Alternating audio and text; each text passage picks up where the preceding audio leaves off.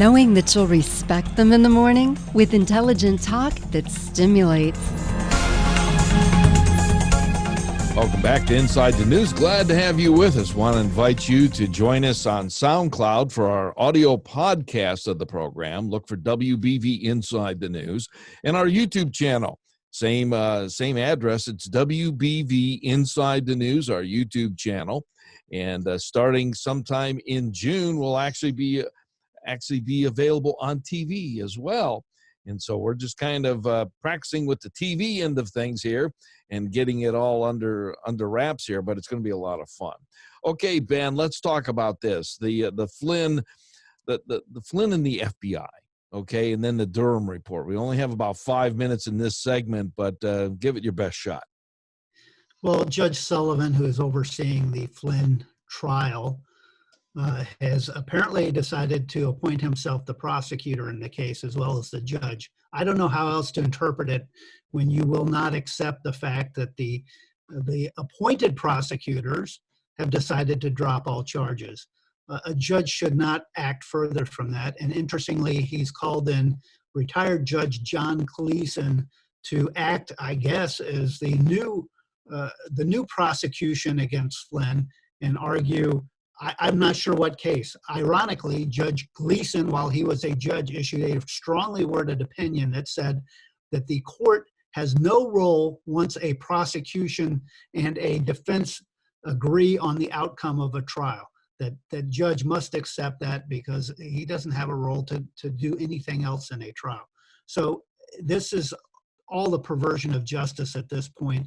I don't have no idea what's motivating Judge Sullivan, who has a history of bucking liberal administrations in the past. But in this case, he's really gone off on the wrong direction.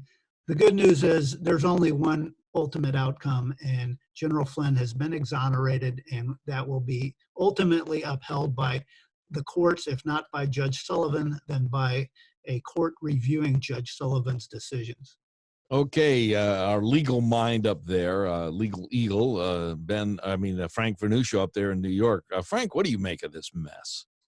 I think Ben outlined it perfectly. The fact of the matter is, in this case, who, if this case goes forward, is going to even prosecute it? The Department of Justice already said they are no longer interested in it. The judge, and it's unfortunate you have to say this about a sitting judge, is simply looking to play to the public on this, to keep it in the public eye. There is no chance of a successful prosecution against General Flynn. There is no reason to prosecute him in the first place. For the judge to continue this case is an absolute aberration of the entire process. But why would he do that, Frank? Is it just because he's up for re-election this fall? He's doing it, I think, because ideologically he agrees with the left as a whole, wants to keep this issue in the minds of the public. Look, you can see how the Democrats are morphing this issue into something else. Now they're going to blast Trump for talking about, we're using influence in the Department of Justice to get rid of this case, saying, well, he was politically embarrassed about it, so he influenced the Department of Justice to get rid of the case. That's the direction the Democrats want to take this in.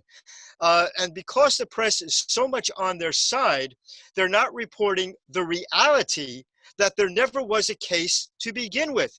What disturbs me to some extent, though, is that civil libertarians, and some on the left consider themselves great civil libertarians, are not looking at the real reality of this case, which is that a federal government wants to, for political reasons, prosecute someone, ruins their life with no underlying crime whatsoever, and then when it's realized that this never should have happened in the first place, they can't even get rid of the case.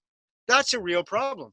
Okay, Ben, I'm going to let you wrap up this segment here. A little bit on the Durham report, and I know the people on the right cannot wait enough. I mean, they're ready for this thing. Oh, well, count me as one of them. There's not going to be a Durham report. There's going to be a series of indictments. Now, the only question left, in my opinion, that Durham has beefed up his team in preparation, I believe, of prosecuting a number of cases. The only question is how far and how deep he's going to go. He would do a handful of indictments for lying to Congress, which is obvious, on a number of cases, and for leaking information. Those are both felonies, by the way. So he has felony cases to go after, or he could push it. Bill Barr, and just over the weekend, basically said that he did not expect that either Biden or Obama would be a target in this. And so I think Barr is trying to lower some of the expectations, perhaps being set by the president himself, of how far this will go into the White House. But I've said all along, I just want to at least see some people held to the Brennans of the world who plotted all this out, this coup attempt. And if we at least go that far, there'll be some level of justice. All right. We're going to be back with our hot button topics and then even some thoughts on Memorial Day, which is this weekend, and just kind of get you prepared for that. Just maybe some happy news. This is Inside the News. We're going to be back. You're listening to Wehman, Brunson, and Vernuccio, Inside the News.